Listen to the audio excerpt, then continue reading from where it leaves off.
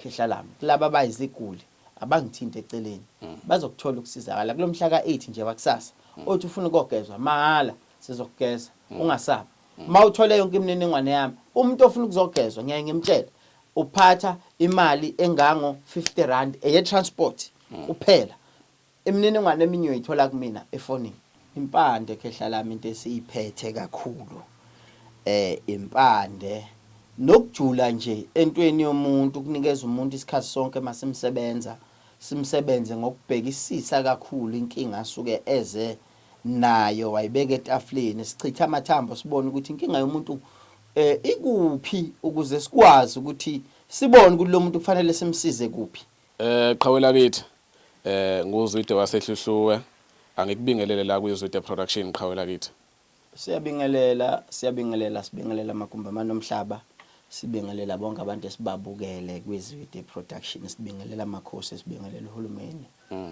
uNkulumbane lokhulumayo la endaweni yaseThekwini khehla lami yebo qhawela kithi ngeke ngabona kakhulu ukuthi TikTok abantu bakhuluma kakhulu ngawe ngemisebenzi emihlo yenzayo mhlawumbe umunye umuntu oqalayo ukubona namhlanje kwizwide production uNkulumbane ubani usebenza kanjani kahle uNkulumbane umelaphi wendabuko osiza abantu ngamakhambi esintu osiza abantu ngewasho osiza abantu nje ngokwelapha ngingeke ngisasho ukuthi kuphi ukwelapha kodwa ngokwelapha inkinga yomuntu asuke efike nayo wayibeka etafuleni uNkulumbane loyo yebo khehla omunye umuntu uzothi mina ngikude kakhulu uNkulumbane useThekwini mhlawumbe umunye angabazi ukuthi inyanga sezadlala kakhulu ngabantu wena ukufaka ithemba kulowa muntu ukuthi uNkulumbane akafani nabanye abelaphi bendabuko abashaya nekem yini umuntu azofika ifice la ekhaya khehla lami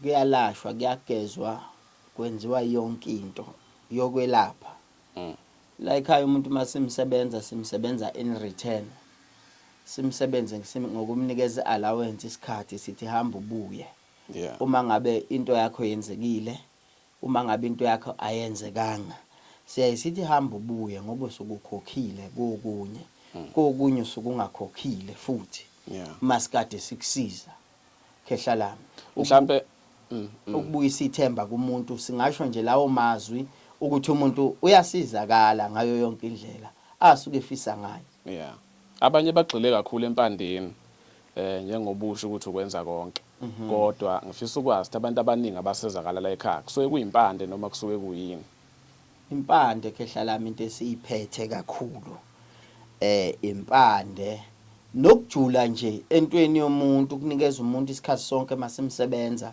simsebenze ngokubhekisisa kakhulu inkinga asuke eze nayo wayibeka etafuleni sichitha amathambo sibone ukuthi inkinga yomuntu ikuphi ukuze sikwazi ukuthi sibone ukuthi lo muntu kufanele simsize kuphi ebese sikwazi ukuthi umuntu simqaleke simsize ngoba yonke into iyayibe yinhle masizoyiqala emathanjeni siyichithela amathambo bese sixoxela indaba ebese sibone ukuthi izinto zima kanjani khehla yebo umuntu ophupha kabe ebusuku ukuthi mina ngiphupha kabi mhlawumbe umunye uphuphelele nomuntu omunye uphuphedla la ekhaya ngakwazi ukusizakala khehla lami eyintweni ezinjalo ngiyaye ngithi mina sikho isifo esilula noma bekuthiwa into usuyisebenza iminyaka kukhona ngolunye usuku uthola ukuthi into izokuxaka ngoba uyizele ngokuthi usuyijwayele futhi uyayazi makuthiwa ayimbiwa ndawonye impande kusuke kukhulunywa ngokuthi ayimbiwa ndawonye ngoba wazi lana kufakwe ini khona isifo sokuwa esinormal kube khona isifo sokuwa esingekho normal ngiyakulinganisela kube khona umuntu othi ulala nesilwane simqalela sidwiki kube khona umuntu othi cha sesina 10 years uyabona lezo zinto ayifani isiya kuleya nto ke ethi umuntu mayifikile esigodlweni musu kumthembisa izulu nomhlaba kuphela jula entweni yakhe jula entweni emphethe jula enkingeni afike nayo funa ulwazi funa ukuthi lo muntu lenkinga izibe khona yenziwe yini noma ikhandwe yini ebese ugxila kulento ekhande inkinga sifanele sibulale yona ukuze kufa inkinga asibulale ifoundation yenkinga izoyiwela khehla lami abantu abaningi besifazane banokuthi imendo njengoba bangayitholi inhlanhla bangayiboni bese bakholelwa ekutheni bangcolile mhlawumbe sebalale nabantu abaningi abesilisa mhlawumbe omunye wakhipha isisu uthi sengihambile ngizama ukuthi lento ngiyigeza igezeki wenza kanjani ukuthi asizakala? Umuntu wesifazane khehla lami, umuntu wesifazane noma ngabe umuntu wesilisa, bakhona nabantu besilisa abanaleyo nkinga enjalo njengoba ukhuluma. La nenkingeni mayelana nokugeza, khona into okuthiwa kufanele sisusa amathunzi ake abaseduze kwenkaba yakho, ngoba yonke into mawukhuluma ngokulala iqondana nenkaba.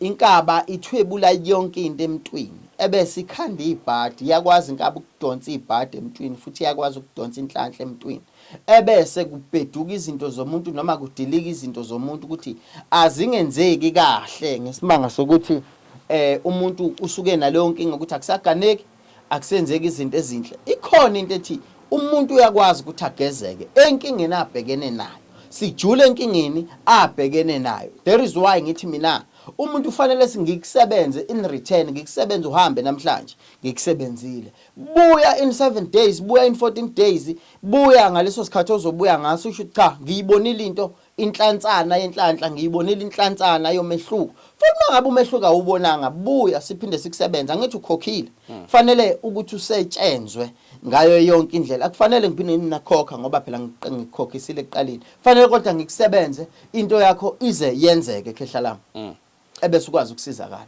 Kunomuntu osebenzayo mhlawumbe uyi-security, uthisha wenza noma ngabe iluphi uhlobo lomsebenzi, mhlawumbe uyakhala uthi hey mina emsebenzini ngathi abangithandi, kanti mhlawumbe khona amathunzi ahamba nawo. Ngifuna ukucacisa leyo kubaluleka ukuthi uma kukhona umsebenzi osebenzayo zigeze, ungathini ukubagqugquzela ukuthi abantu abasakuvilaphelayo lokho-ke bangayibambezeli? Abantu bageziwe khehla, bageziwe, abantu bagezwa beyizingane, bagezwa manje sebebadala beyimele. Lento yokugqugquzela abantu ukuthi abageze kuyinto esingayikhuluma ubusuku nemini ukuthi amanzi awukuphila komuntu. Amanzi ewukuphila komuntu, ayiyona yonke into kumuntu amanzi. Amanzi umuntu akufanele ahlukane nawo. Amakhamba umuntu akufanele ahlukane nawo ngoba umuntu uconnecta nomoya, umoya wamanzi, amanzi awumoya. There is why umuntu mayiba nenkinga into eqala imlapha eqala kunazo zonke izinto kuyaye kuba ngamanzi. There is why umuntu mangabe uphuza iphilisi akakwazi ukuliphuza iphilisi ngedrink noma ngogologo noma ngobhiya, kodwa iphilisi lirecommendwe ukuthi aliphuzwe namanzi ngoba kuyazi ukuthi amanzi awukuphila komuntu. Kunomuntu engikhuluma naye njengamanje othi cha ngakhipha isisu, ngachithekelwa ingane, ngashonelwa indoda, ngashonelwa umntwana, ngashonelwa umngani wami, ngaba nenkinga emsebenzini, ngaba nesichitho. Ngithi mina ukugezwa kukhona kuyaphila khehla lami. Ngicela nje ukucacisa kulokho ukuthi amanzi abaluleke kunayo yonke into. Siyayibona imithi, siyayibona iwasho, kodwa ukuhambisa umuntu emanzini uhanjiswa umuntu onikezwe amandla ukuthi akahambe egeza abantu, kunamandla khehla. Yeah. Mhlambe nje njengoba unyaka uqalile, zikhona inhlelo nazo ukuthi mhlambe ngabe ile weekend sekuyona ukuthi khona abantu oyobageza ngenzela uma ukuthi mhlawumbe uthi cha nami ngicela ukungasali ngaphandle akwazi ukuthi ethinte uNkulumbana. Khehla lami khona into engisematheni kuyona kulezi insuku yokugeza abantu mahala. Yeah. Angimgezi umuntu mahala, uma efika yedwa ngiyamcharge imali. Njengoba nje ngigeza abantu okuwukuthi nawe uzungazi ingoba uyalelwa abantu bakutshela ukuthi uNkulumbana ugeza abantu mahala, awusuthwena lento kufanele ithathwe ifakwe ebantwini noma yaziwe ngabantu. Ake ngikhulume njalo makuqala inyanga esontweni lokuqala noma umgqibelo wokuqala enyangeni la ekhaya siyabathatha abantu siyobageza mahala. Uthi ufuna ukugezwa, yini eyenza ukuthi sigeza abantu mahala? Omunye uzobuza ngabe uyomfaka emanzini uyofika umcwilise nje umkhiphe, uyofike wenzeni emanzini? Ngiyaye ngibe nezabe ngithi umuntu akayiphathe ukuze sizokwazi ukuthi sifike sikugeze emanzini. Kule weekend nje le yakusasa yamhla ka8 ngiyogeza abantu mahala emanzini. Kube ile ya weekend yamhla ka22 kuyo lenyanga ngiyogeza abantu mahala.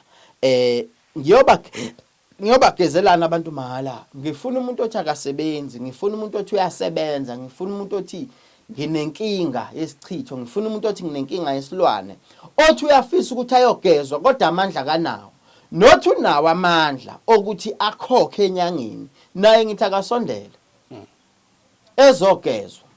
Maye ngithintile mina ngathi mina thatha le number ungifonele kiyo ngiwhatsapp ukhulume nami eceleni ngizokutshela ukuthi phatha into ewukuthi newukuthi ebese emva kwalapho uthola ukugezwa.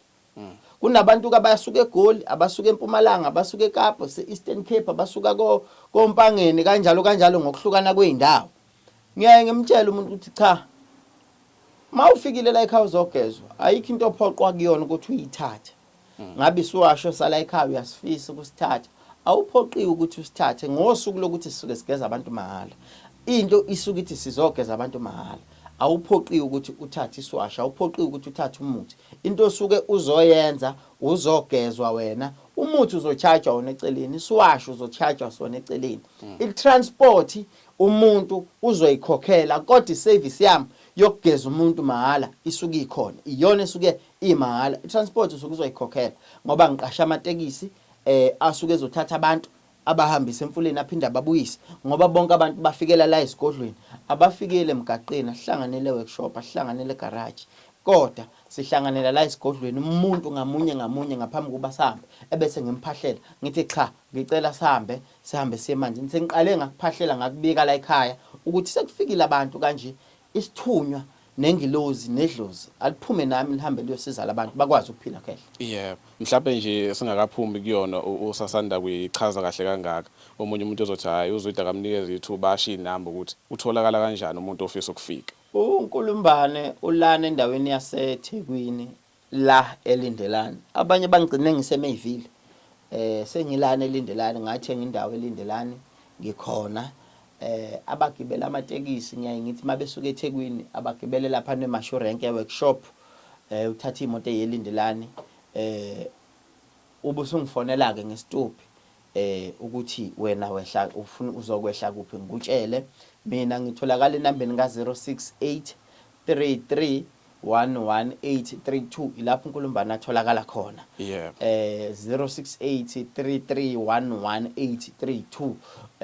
Uma befisa nje ukuyibukela uNkulumbane, mawuseshile nje wathi uNkulumbane uyedwa ke uNkulumbane akekho omunye. Ngabe ku-YouTube, ngabe uku-TikTok uzomthola uNkulumbane aka Facebook uNkulumbane. Ayikho into ethi uNkulumbane uya Facebook. Amangabe wena uthola uNkulumbane ku Facebook akumina khehla lami. Sesiphetha kuye kuthiwa inyanga izelaphi. Kunabantu abaningi abathwasile la ngaphandle, thola ukuthi umuntu idlozi alisasebenzi kahle kuyena. Uyafisa ukuthi aphuma ekwabanye ukuze akwazi ukuthi abuyise le nto eyisebenza kuyena. Uyakwazi ukumsiza umuntu onjalo. Khehla lami ekusizeni umuntu othwasile, ngabe inyanga, ngabe isangoma, ngabe umthandazi, umuntu othwasa isithunywa, ngoba ziningi izinto ezithwaswayo. Ngiyaye ngithi awusondele eduze ebese sikuhlahlamelisa indlela. Khehla lami kulaba abayiziguli abangithinta eceleni bazokuthola ukusizakala kulo mhla ka8 nje wakusasa. Othi ufuna ukugezwa mahala sizokugeza, ungasabi. Mawuthole yonke imininingwane yami, umuntu ofuna ukuzogezwa ngiyaye ngimtshela uphatha imali engango 50 rand eye transport kuphela. Imininingwane eminye uyithola kumina efonini. Khehla lami. Qhawula kithi siyathokoza kakhulu ukuthi sibe nawe, asithembe ukuthi sophinde futhi sihlangane futhi ngelinye ilanga. Amandla kaNkulunkulu namandla ethonga sithi makhosi.